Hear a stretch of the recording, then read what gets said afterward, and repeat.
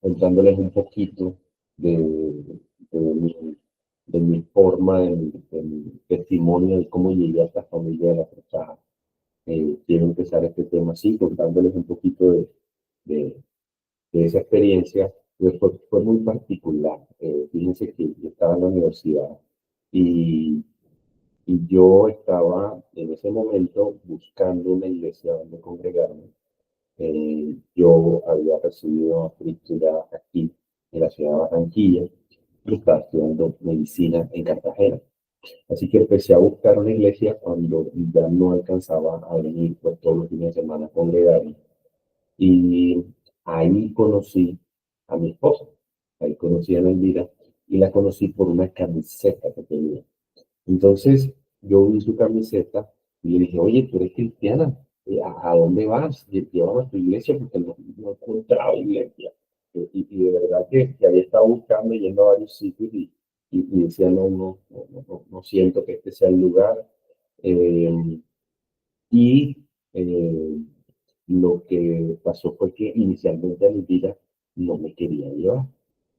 Ella pues había visto que yo ya había asistido a esta iglesia, entonces digamos que una de las cosas que a uno en la vida cristiana, incluso en la Biblia lo colocan, es que no poner un fundamento donde ya otro de pronto ha puesto el fundamento.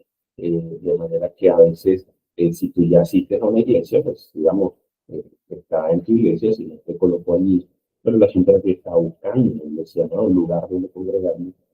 Y básicamente tuve que convencer a mi esposa de que me llevara. Y de hecho un día casi que me monté en la misma buseta de ella para ir a, a Cruzada, que en ese momento era Alfa y Omega, era el movimiento cristiano universitario. Y, y por supuesto nosotros estamos empezando la carrera.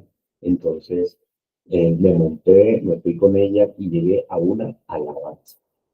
Y yo ya me había dado cuenta que tenía el don de cantar, no tocaba ningún instrumento, y en ese momento entonces yo entro al distrito del Payomé en Cartagena y entro a la alabanza, y era una alabanza, fue una experiencia completamente diferente a lo que yo de pronto había visto, y, y fue una experiencia muy bonita, y yo terminé cantando en esa alabanza.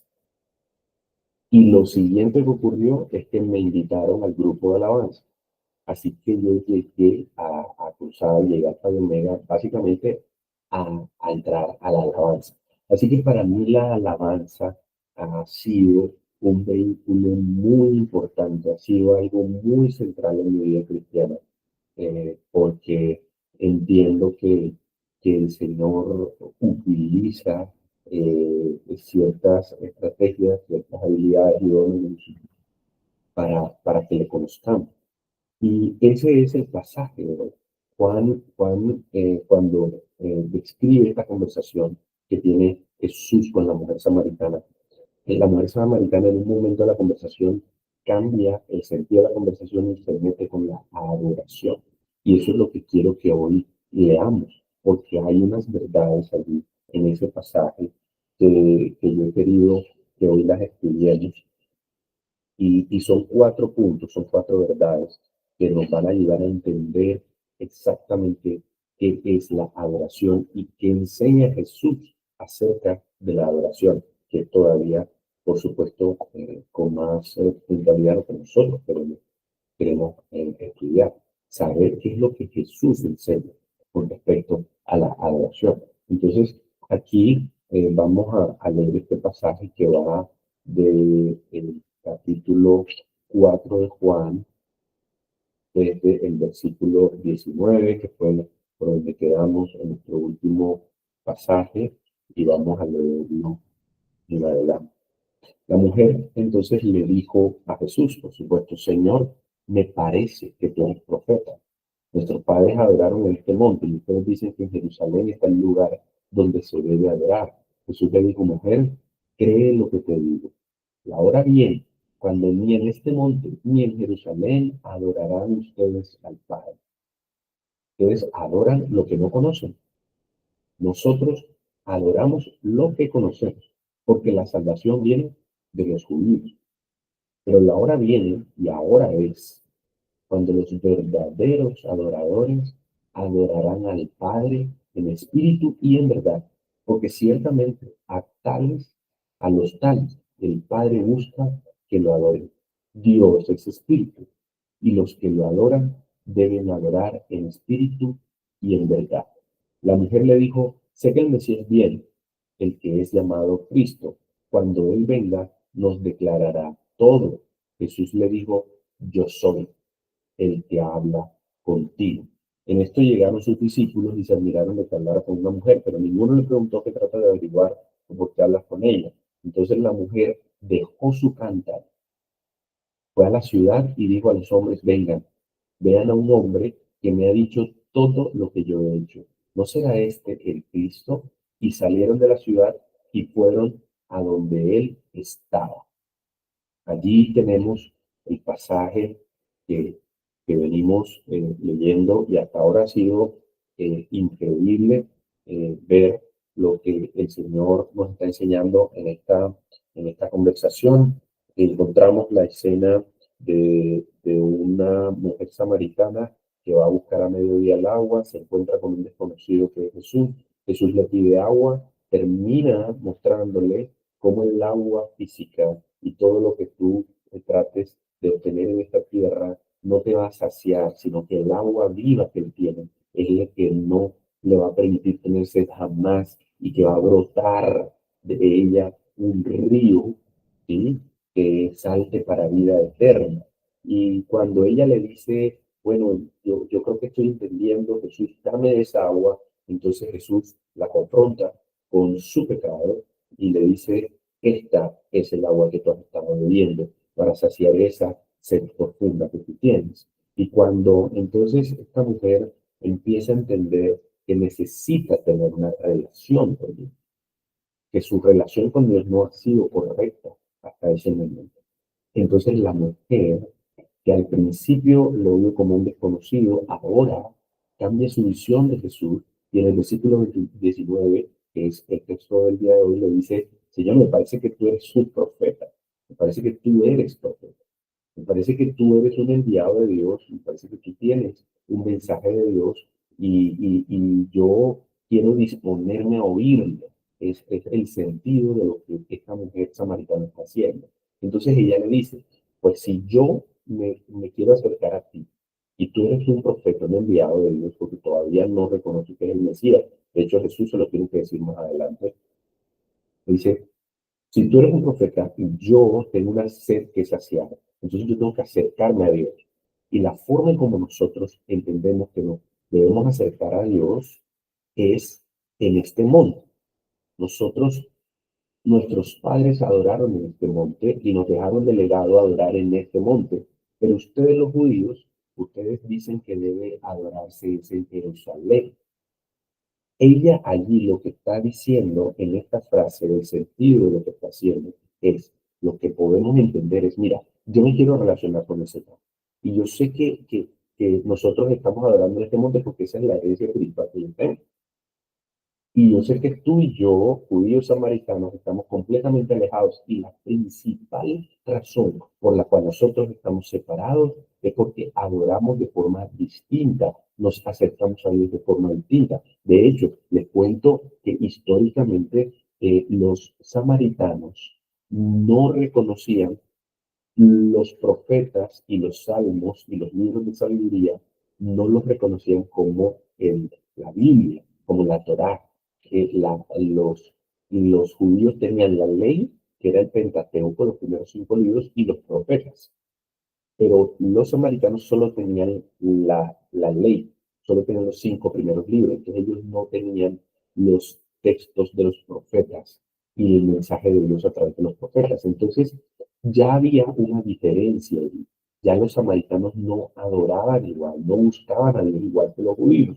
Y por tanto la mujer, con un sentido ya de que ella quería adorar, entonces ella dice, mira, es que tengo un problema, yo quiero acercarme, pero no sé cómo hacerlo. Yo quiero acercarme a Dios, pero no sé cómo hacerlo, porque entonces no sé si es que en este monte que debo hacerlo o si es en Jerusalén, como ustedes dicen. Entonces allí la mujer reconoce que tiene un problema, la mujer identifica que está llamada a adorar en cuanto a su relación con Dios. Esa palabra adorar es bien interesante. Es una palabra en griego que significa postrarse, postrarse. ¿Sí? Y yo quiero que nosotros miremos en este primer punto la necesidad que tenemos nosotros de adorar. Nosotros tenemos la necesidad de adorar. Eso es lo que él está mostrando en este pasaje y es lo que Jesús le va a confirmar después en su conversación y le va a decir es que el Padre busca que le adoren. Nosotros debemos adorar, tenemos un llamado de adoración. Y yo quiero que vayamos a Efesios 1 para que lo miremos mucho, mucho más claro. Aquí en Efesios capítulo 1, desde el versículo 4, mira lo que dice. Este es un texto que hemos aquí hablado en otro momento, y mira lo que dice. Porque Dios nos escogió en Cristo antes de la fundación del mundo. ¿Para qué? Para varias cosas nos escogió Dios, dice en este pasaje. Nos escogió desde antes de la fundación del mundo, o sea, desde la eternidad pasada, desde la eternidad, el Señor nos escogió en Cristo.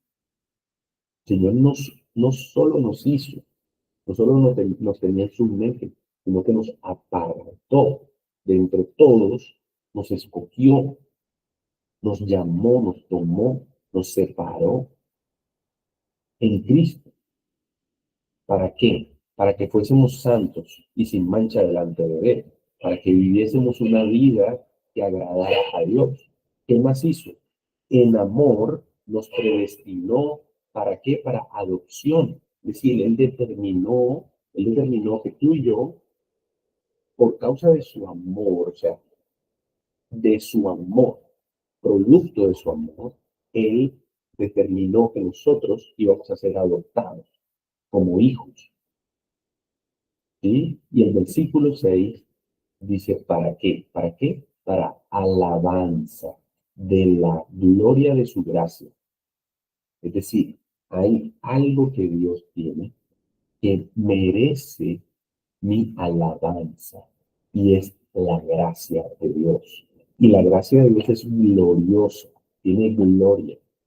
Entonces yo que he sido escogido desde la eternidad, que he sido llamado a vivir una vida delante de Dios, el propósito de vivir esa vida delante de Dios, en el versículo 6-10 dice que es para alabanza, para exaltación de su gracia. La gracia, que lo que por supuesto está refiriéndose aquí, la gracia es que es el regalo inmerecido. Y mírenlo, ahí lo dice, la gracia para la gloria, para alabanza de la gloria de su gracia, que gratuitamente ha impartido sobre nosotros en el amado, en Cristo. Entonces ahí tenemos unas dos cosas, tres cosas grandes. Uno, la necesidad de alabar. Yo fui creado para alabar, para adorar. Dos, yo lo que voy a alabar y adorar es su gracia, su regalo inmerecido. Dos. Y tres, yo voy a hacerlo ¿en quién? En Cristo, porque su gracia la tengo en Cristo. Entonces, fíjense allí cómo Pablo nos marca de una manera muy clara cuál es el propósito de nuestra creación. Y se le está diciendo a la iglesia de Éfeso, y en el primer capítulo, en los primeros versículos, o sea, no hay duda de que esto es realmente importante. Entonces ahora volvemos a la conversación de Jesús con la samaritana, y la samaritana le dice, nuestros padres adoraron este monte y ustedes dicen que es en Jerusalén. Yo entiendo que hay que adorar, dice, pero ¿cómo hacerlo? Entonces ya la necesidad de adoración está clara. Nosotros fuimos creados para adorarlo. La relación correcta de nosotros con el Señor es la adoración. De hecho, si ustedes recuerdan el Padre Nuestro, cuando Jesús enseñó a orar, ¿qué fue lo que dijo? oraréis de esta manera. Si usted quiere, me puede incluso volverse de los primeros temas que compartimos en este espacio fue la oración y fue el análisis del Padre Nuestro, ¿sí? Verso por verso. Y el primero es, Padre Nuestro que estás en los cielos, santificado sea tu nombre. Y lo primero que Jesús nos enseña es dirigirnos al Padre de forma que exaltemos, que adoremos, exaltarlo, adorarlo, santificarlo, alabarlo. Eso es. Entonces, aquí la mujer entiende su necesidad de adorarle, y entonces en el versículo siguiente, Jesús le dice, mujer, cree lo que te digo, la hora viene cuando ni en este monte ni en Jerusalén adorarán ustedes al Padre. Anoche, anoche tuvimos un especial tiempo de vigilia, de mini vigilia de Biblia corta en el distrito, y la hicimos con Visión de Israel y adoramos al Señor. Y nosotros hoy, antes de empezar, oramos unos minutos y adoramos al Señor. Y no estamos ni en el monte Gerizim, que era el monte en donde los samaritanos adoraban, ni en Jerusalén. Y ahora mismo nosotros estamos adorando al Padre desde donde estemos. Eso era lo que Jesús le estaba diciendo a ella. Mira, la hora viene, ya está cerca, cuando ya no haya un lugar. O sea, cuando ya el templo no sea un lugar. De hecho, el templo en el año 70 después de Cristo se, eh, se destruyó por los romanos y no ha sido reconstruido. Y los samaritanos ya no adoran en el monte Gerizim. O sea, ya la adoración al Padre ya no depende de un lugar. En el Antiguo Testamento y bajo eh, la instrucción de Dios en ese tiempo era en el tabernáculo en donde habitaba la presencia de Dios, y la forma de adorarle era a través de sacrificio. Por eso Hebreos por allá adelante dice sacrificio de alabanza. Y dice ahora que ya Jesús murió por nosotros, ya no es necesario matar a ningún otro animal en adoración a Dios, sino que ahora podemos acercarnos directamente. Entonces Jesús le dice, mira, el lugar es lo menos importante. Definitivamente no se trata de un lugar, no se trata de un lugar. Pero hay algo que sí es importante. Versículo 22, ustedes adoran lo que no conocen. Nosotros adoramos lo que conocemos. Así que nuestro primer punto para realmente adorar en espíritu y en verdad necesitamos conocer a Dios. Necesitamos conocer a Dios. No hay forma en que tú le exaltes, en que tú le adores si no lo conoces. Entonces yo quiero ahora definir qué es adoración, ¿sí? Porque ya Jesús ha dicho que no se trata de un lugar. Así que adorar no se trata de ir a un lugar. Adorar tampoco se trata de decir o de hacer cualquier cosa de cualquier manera, porque es necesario conocerle. Entonces, adorar es una actitud interna. Alabar o adorar es una actitud interna que brota en palabras o acciones. Cuando conocemos, admiramos, vemos los atributos de Dios en Cristo Jesús. Eso es la actitud interna que brota en palabras. Cuando yo veo, cuando yo conozco, cuando yo admiro los atributos de Dios en Cristo Jesús. Entonces, fíjate, lo que Jesús mismo, el objeto de la oración, Jesús, que es a quien debemos adorar, está enfrente de esa mujer. Y esa mujer le ha empezado a decir, mira, que no sé dónde adorar. Él casi que debió decirle, mira, es que soy yo a quien debes adorar. Si te postras delante de mí aquí, lo estás haciendo bien. Porque no es en el monte de Gerizim, porque no es en Jerusalén, porque ustedes adoran lo que no conocen. Familia, si nosotros no conocemos a Dios, no va a brotar alabanza de nuestros labios, no va a salir, no va a salir. Si nosotros no conocemos las cosas maravillosas que Dios es, si nosotros no entendemos la maravillosa gracia que el Señor nos entregó a través de Jesús, no va a brotar alabanza de nuestros labios. Yo quiero llevarlos a varios salmos para que ustedes vean cómo los salmistas, porque no es solamente David, otros también escribieron salmos, describieron esto, qué forma tan espectacular. Empecemos con el Salmo 28, tengo como unos 4 salmos. Miren, el Salmo 28, yo quiero que miremos rápidamente. Mira, a ti clamo, roca mía, no seas sordo para conmigo, escucha la voz de mis súplicas. ¿Sí? Y le hace petición, no me arrastres por los impíos, ni con los que obran iniquidad, porque no tienen en cuenta los hechos del Señor. Bendito sea el Señor, porque ha oído la voz de mis súplicas. El Señor es mi fuerza y mi escudo. Yo conozco a Dios y sé que Él es fuerza. En Él confía mi corazón. Por tanto, mi corazón se regocija y le daré gracias con mi cántico. ¿Por qué se regocija y le dará gracias con su cántico? ¿Por qué? Porque ha oído la voz de mis súplicas. Porque el Señor es mi fuerza y mi escudo. Porque Él ha experimentado la bendición del Señor. ¿Sí? Porque él ha experimentado quién es Dios. Vamos al Salmo 33 y miren el Salmo 33 que dice, canten con júbilo al Señor, en el Señor. Canten de júbilo en el Señor ustedes los justos. Apropiada es para los rectos la alabanza. Den gracias al Señor, cántenle alabanzas, cántenle cántico nuevo. ¿Por qué? Porque la palabra del Señor es recta. Conozco al Señor, conozco su palabra y toda su obra es hecha con fidelidad. El Señor es fiel en todo lo que hace. Él ama la justicia y el derecho. ¿Y por qué puedo decir eso? Porque conozco a Dios. Por la palabra del Señor fueron hechos los cielos y todo su ejército por el aliento de su boca. Y está haciendo un salmista, está diciendo el poder de Dios en la creación. Fíjense, tema el Señor toda la tierra, porque Él habló y fue hecho.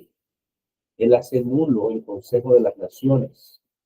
El consejo del Señor permanece para siempre. ¿Qué está diciendo? Que Dios es soberano y que Dios dirige y manda. Los designios de su corazón de generación en generación permanecen. Fíjense cómo aquí el salmista empieza a exaltar quién es Dios. Miren el Salmo 40. Esperé pacientemente al Señor y Él se inclinó a mí y oyó mi clamor, me sacó del pozo del hoyo de la destrucción, del lodo cenagoso, asentó mis pies en una roca. ¿Y qué hizo en el 3? Puso en mi boca un cántico nuevo, un canto de alabanza a nuestro Dios. Muchos verán esto y temerán y confiarán en el Señor. ¿Qué está diciendo este salmo? Está diciendo, Señor, yo veo lo que tú hiciste. Yo veo que tú te inclinaste a mí y oíste mi clamor. Yo puedo identificar, yo puedo admirar, yo puedo conocer que tú me sacaste del hoyo de la destrucción, del lodo cenagoso. Tú luego me pusiste en una roca. Y entonces, ¿qué pasó? Luego, un cántico nuevo apareció en mis labios, una alabanza a nuestro Dios. Y no hay forma de que tú alabes al Señor sin conocerlo. Tú quieres identificar cómo está tu conocimiento de Dios y la profundidad de tu meditación en el Señor, mira tu alabanza. Mira lo que dice el Salmo 47. Batan palmas, pueblos todos, aclamen a Dios con voz de júbilo. ¿Por qué? Porque el Señor Altísimo es digno de ser temido. Rey grande es sobre toda la tierra. Está diciendo qué es Dios, quién es, qué hace, cuál es su atributo. Su atributo es el poder, es la soberanía. Él es el rey grande, Él somete debajo de nosotros a los pueblos. Él nos escoge como nuestra heredad. Él nos ama y nos escoge. Miren, no hay otra forma, no hay un atajo, no hay una forma diferente de que nosotros podamos ser adoradores en espíritu y en verdad si nosotros no venimos al Señor y le conocemos. Ahí está en el versículo 22. Jesús le dijo, mujer, ustedes adoran lo que no conocen nosotros adoramos lo que conocemos.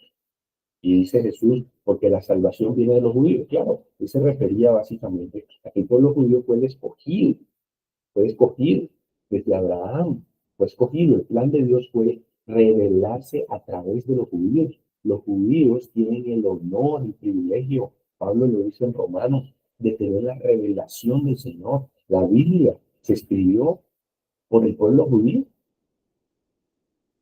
Entonces, la salvación viene de los judíos, pero el Señor en el versículo 23 le aclara algo. Oh, esto es real, esto es así. ¿Sí? En el versículo 24 le dice, pero la hora viene y ahora es. Señor, diciéndole dos cosas que eran totalmente ciertas. La hora viene, porque todavía hay cosas que no han pasado, pero ya es porque ya yo estoy aquí. Cuando los verdaderos adoradores adorarán al Padre en espíritu y en verdad, porque ciertamente a los tales el Padre busca que lo adoren. Wow, los verdaderos adoradores. Yo me ponía a pensar mucho en esto porque es fuerte lo que Jesús aquí está diciendo. Jesús está hablando de los verdaderos adoradores. Hay falsos adoradores. Y yo creo que hacemos bien en entender toda la palabra en todo su contexto y no saltarnos nada. Los verdaderos adoradores, el Señor está marcando una característica de los que realmente adoran, porque hay otros que creen adorar y no adoran. Entonces, ¿cuál es la característica de los verdaderos adoradores? De los que adoran realmente, de los que su adoración es recibida, de los que su adoración es aceptada. Y aquí me voy a referir brevemente para no ir al pasaje, ustedes conocen la historia, es Caín y Abel. No había ley, no estaba instituido absolutamente nada, sino la ley que Dios puso en nuestros corazones. En nuestros corazones Dios nos dio una ley, una conciencia que nos dice, nosotros sabemos muchas veces si estamos haciendo las cosas bien o estamos haciendo las cosas mal. Mira un niño pequeño cuando sabe que está haciendo algo mal y se esconde y no quiere dar la cara, tú lo ves. Entonces, nosotros tenemos en nuestro corazón una ley que nos dice si estamos haciendo las cosas bien o mal. Eso fue lo que vivieron Caín y Abel. Y Caín trajo su ofrenda y no fue aceptada. Y Abel trajo su ofrenda y fue aceptada. Hay verdaderos adoradores y hay falsos adoradores. Y el Señor nos dice aquí, el mismo Jesús, el objeto, el digno de adoración, nos dice, los verdaderos adoradores adorarán al Padre en espíritu y en verdad. ¿Y qué es lo que esto significa? Los verdaderos adoradores entonces no adoran en relación a una esfera terrenal ni emocional. Los verdaderos adoradores adoran en una esfera espiritual. ¿Por qué? En el versículo 24 Jesús lo dice, Dios es espíritu. Si tú vas a adorar a Dios, tú lo tienes que adorar espiritualmente. Y fíjense que ese espíritu está con E pequeña, no está con E mayúscula. Así que no se está refiriendo a que es el Espíritu Santo. No, está refiriéndose a tu parte inmaterial, a tu espíritu, a esa parte inmaterial que Dios puso en nosotros, ¿sí? Al espíritu con el cual nosotros adoramos al Padre. Entonces, el Señor está diciendo que necesitamos, nos está diciendo a mí también, nos está diciendo la esfera de oración es espiritual, no es terrenal. O sea, la esfera de oración no es una actitud emocional, no son emociones, es una relación espiritual. La adoración en espíritu no es externa, no es física. Adorar no es levantar las manos, adorar no es saltar. Adorar no es cantar. Adorar no es eso. Adorar es hacerlo en espíritu, es hacerlo desde nuestra parte inmaterial, hacerlo desde nuestro espíritu, se refiere a hacerlo con objetivos espirituales, de una forma espiritual, que comience internamente. sea, la adoración no es externa, es interna porque viene del Espíritu. Y cuando yo adoro al Señor desde el Espíritu, entonces se podrá ver afuera. Adorar no es cantar, alabar no es cantar. Alabar, adorar, es una actitud interna y se las definía hace un momento y se las vuelvo a comentar. La adoración es una actitud interna que brota en palabras, en acciones. Tú adoras y por eso te postras. De hecho, la palabra en hebreo de adorar es postrarse. Es postrarse. La palabra en hebreo adorar es o alabar, es exaltar, es engrandecer. Y hay una idea de que adorar y alabar significa postrarse porque tú estás rindiendo todo honor, toda exaltación y tú estás humillando. Tú estás diciendo, yo soy pequeño, yo soy mínimo, yo soy ínfimo delante de ti, Señor. Entonces yo me arrodillo, me postro, yo me inclino ante ti porque tú eres Dios. Hay un grado de reconocimiento espiritual de la grandeza de Dios y de nuestra pequeñez. Entonces, adorar en espíritu significa que yo no adoro externamente. La adoración es interna. La adoración es de mi corazón. La adoración es la admiración interna de todos sus atributos. ¿Y cómo conozco yo sus atributos? Por eso Jesús dijo en espíritu y en verdad. Porque la verdad es su palabra. ¿De qué otra forma vas a poder adorarle si no conoces su verdad, su palabra? Porque en su palabra están todos los atributos y todas las razones por las cuales deberíamos adorarle, que son infinitas. Entonces, si tú tienes lo espiritual, porque es una actitud interna que tú quieres adorar al Padre, y esa actitud interna determina tu actitud externa. La actitud interna determina que tú te postres físicamente, de pronto alguien no puede hacerlo, está enfermo, tiene algún problema de salud en particular, pero no importa, tú te puedes postrar internamente, o sea, tú te puedes inclinar ante Dios internamente, pero lo externo en la adoración está determinado por lo interno. Anoche mi esposa compartía este pasaje de Samuel, 2 Samuel 6, el segundo libro de Samuel 6, y decía, y recordaba ese momento en el que David estaba trasladando el arca a Jerusalén por primera vez, todavía no había templo, y David estaba danzando. Y la esposa de David, Mical, la hija de Saúl, eh, dijo, oye, ¿por qué te avergonzaste tú delante de todo el pueblo, tú danzando ahí, y hasta tenías ropas como ligeras, quién sabe? O sea, no estaba vestido para el nivel de un rey. Y entonces David dijo, mira, yo en el Señor lo hago es para Él. Yo hago esto para Él porque me sale. Entonces David está diciendo, mira, en mí hay adentro un fuego tan profundo, tan intenso, que yo no puedo expresarlo de otra manera en mi cuerpo que danzando, saltando, cantando, adorando, tocando los instrumentos, porque lo que es el Señor para mí es tan grande que nada de lo que yo haga va a poder equipararse a la grandeza, a la majestad, a la magnitud, a la hermosura de Dios. Entonces Jesús le dice a esta mujer, mira, es el Espíritu y en verdad. Tú necesitas conocer a quién adoras y necesitas adorarlo espiritualmente. Porque ciertamente a los tales el Padre busca que lo hagan. Y no se trata de una actitud egoísta o de una actitud egocéntrica de Dios. No, no, no, no, es que Él es Dios. Él es Dios. O sea, ¿quién más en este universo, quién más merece la adoración sino Él? ¿Quién más merece exaltarle sino Él? Y en el versículo 24 sigue diciendo, Dios es espíritu y los que lo adoran deben adorar en espíritu y en verdad. Entonces este pasaje comenzó con la necesidad de adorar.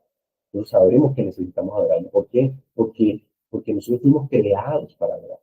La relación correcta con el Señor es adorar. La oración debe ser adoración.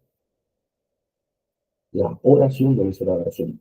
Tus actos, todo lo que haces. Pablo dice, hacer todo para la gloria de Dios. Estás adorando en lo que haces. Cuando caminas, cuando trabajas, cuando te relacionas con tu familia, estás adorando, porque estás rindiendo honor a Dios, estás exaltándolo a Él. Porque si tú te comportas conforme al fruto del Espíritu Santo, si tú te comportas, si tú actúas conforme a lo que Dios quiere para tu vida, entonces tú vas a tener que decir, no soy yo, es Cristo.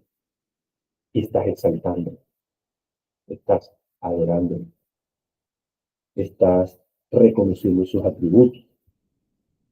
Y entonces, necesidades para poder adorar en espíritu y en verdad, conocerlo. Adoramos lo que conocemos. Adorar en espíritu y en verdad. Adorar desde la esfera espiritual. Ese es el punto. No desde nuestras emociones, no desde nuestra cara. No adoramos para buscar favor. Adoramos por lo que Él es. Adoramos por lo que Él ha revelado. Él ha revelado quién es, familia. Su palabra, toda la Biblia es la revelación de quién es Él. No necesitamos nada más. Necesitamos estudiar la Biblia. En la Biblia encontramos quién es el Señor. Entonces, en el versículo 24 Jesús dice, Dios es espíritu, y los que lo adoran deben adorar en espíritu, en verdad. Y entonces la mujer, cuando dice, wow, en el versículo 25 dice, ok, ya entendí, parece que esto va a cambiar, pero me estás hablando de algo que viene. Estás hablando de algo que todavía no ha ocurrido, pero que parece que ya casi va a ocurrir. Entonces la mujer, aunque tenía solamente Génesis, Éxodo, Levítico, Número, Deuteronomio como Biblia, la mujer le dice, yo sé que el Mesías viene, porque en esos 5 libros ya hay una idea del Mesías, ¿sí? Eh, Moisés escribió que vendrá un profeta, será mayor que yo, ese es el Mesías. Entonces, sé que el Mesías viene, le dice ella, y que es llamado Cristo. El Mesías es ungido en hebreo, Cristo es ungido en griego. Entonces, ella dice, cuando Él venga, nos declarará todo. Entonces dice, mira, esto está como enredado. Yo pensé que era en este monte, resulta que no es en este monte, sino que parece que era en Jerusalén, pero ahora tú me dices que ninguno de los dos, y que tiene que ser en espíritu y en verdad, y que el Padre busca que le adoren de esa manera. Entonces, estoy confundida. Cuando el Mesías venga, entonces Él nos declarará todo, Él nos hará entender todo. Y Jesús, a la única persona que por este tiempo, en este momento, se le revela como el Cristo, ni siquiera a sus discípulos les había dicho así claramente, yo soy el Mesías. Ahí, empezando su ministerio, Jesús le dice a esta mujer, yo soy el Mesías, yo soy el ungido, yo soy el que estaba esperando, el que te va a aclarar todo soy yo. Lo que te he dicho, eso es lo que te va a aclarar todo. Lo que te he dicho es la forma de hablar, soy yo a quien te declara. Yo soy el que habla contigo. Qué verdad tan profunda. Y yo creo que esa mujer quedó con la boca abierta, porque este hombre era un desconocido, luego ya identificó que eventualmente era un profeta, y le hace una pregunta espiritual, y dice, yo quiero adorar al Padre, pero no sé cómo hacerlo, no sé dónde hacerlo. Y este profeta, aparente profeta, le da una tremenda verdad, verdad que hoy nosotros estamos estudiando y que nos debe hacer cambiar la forma en que adoramos al Señor. Porque necesitamos adorarle en espíritu y en verdad. Necesitamos adorarle desde nuestro espíritu y necesitamos adorarle con la verdad de su palabra, con una actitud interna. Y entonces ella dice, mira, yo estoy confundida porque entiendo unas cosas, otras no, pero cuando venga el Mesías todo nos lo va a aclarar. Y Jesús le dice, yo soy el que habla contigo. Entonces ahora ella entiende por qué él le dijo desde el principio, si tú me pidieras, yo te daría el agua de vida. Bueno, ahora ella entiende por qué él sabía que ella había tenido 5 maridos y el que tiene ahora no era su marido. Ahora ella entiende porque él le enseñó que hay que adorar en espíritu y en verdad, y que el Padre busca que le adoren en espíritu y en verdad. Ahora ella lo entiende. Y ella queda pasmada, tan pasmada que si miramos más abajo en el versículo 28, dice, entonces la mujer dejó su cántaro. O sea, esta mujer había salido de su casa, había tenido un cántaro que iba a llenar en ese pozo, en el pozo de Jacob, a mediodía. Agua que necesitaba para cocinar, agua que necesitaba para la vida, para tomar, para, en fin, para lavarse las manos. Agua era indispensable para vivir. Esta mujer salió a mediodía sola a buscar agua y cuando se encuentra con el Mesías, deja su cántaro. No le importa nada. El encuentro con Jesús fue tan profundo.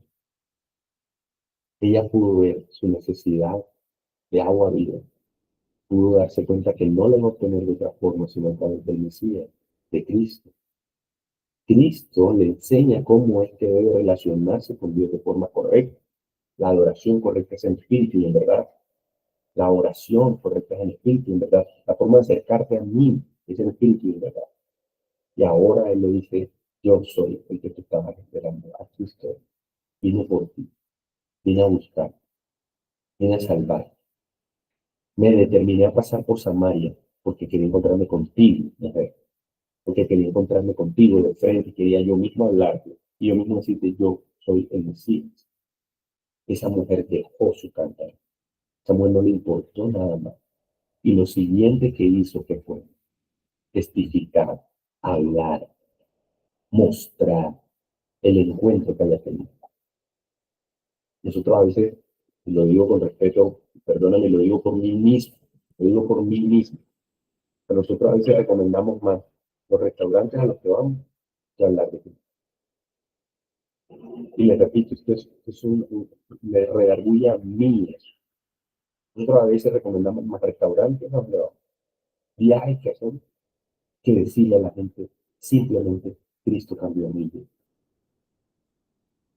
Y esta mujer en un encuentro deja el cántaro, deja lo que ella puede hacer, su aparente propósito. No, su propósito era encontrarse con Jesús.